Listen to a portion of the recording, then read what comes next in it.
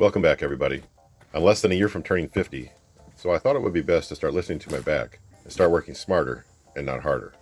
I move a lot of heavy items in my garage, especially toolboxes.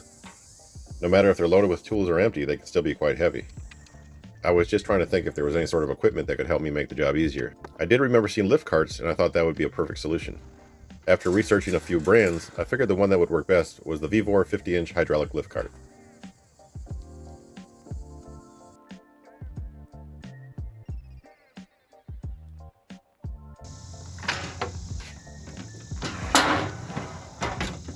I'm running this at normal speed so you can see how it works in real time.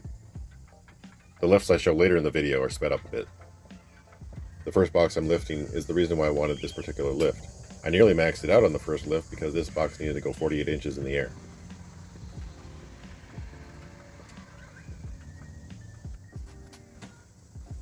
With the lift slightly above its target, the box easily slides into position.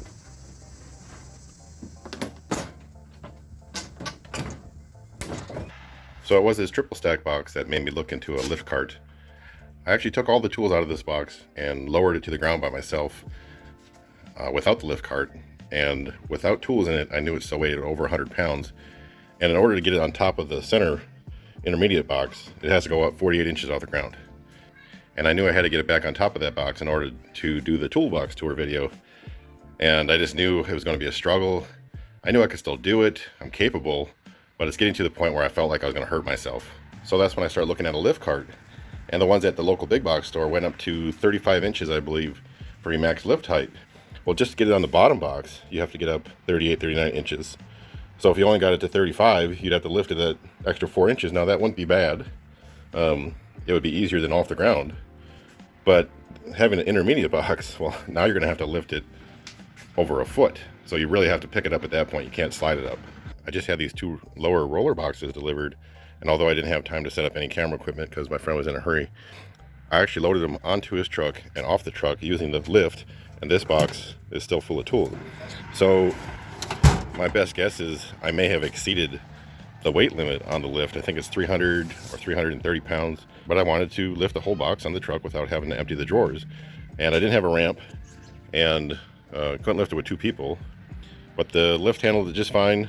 So what I did, I actually put the lift in my vehicle, drove it to their house, loaded up these two boxes, loaded up these two boxes, and drove back here, used the lift to unload the two rollers, and now I'm going to use the lift to unload these out of my vehicle.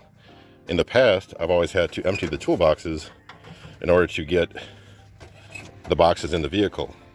These are still loaded, so it's nice to be able to cut corners as long as you have somebody to help you lift the box into the vehicle where you're picking it up at. You don't need any help once you get home.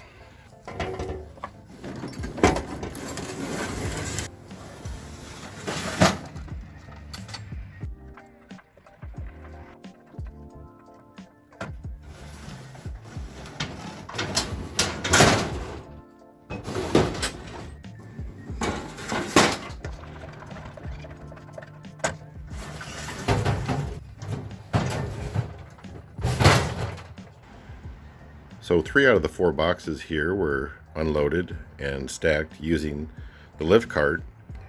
I buy a lot of tool related items, especially toolboxes, usually loaded with tools, and even unloaded. Some of these boxes, especially these older boxes, were made with heavy duty steel, and they weigh a lot even when they're empty. After using this lift on these 3 boxes, I realized I should have had something like this years ago. I'm sure as time goes on I can find many other uses for it, and it's going to be a real back saver. That's going to be all for this one. Thank you so much for watching, and I'll catch you on the next one.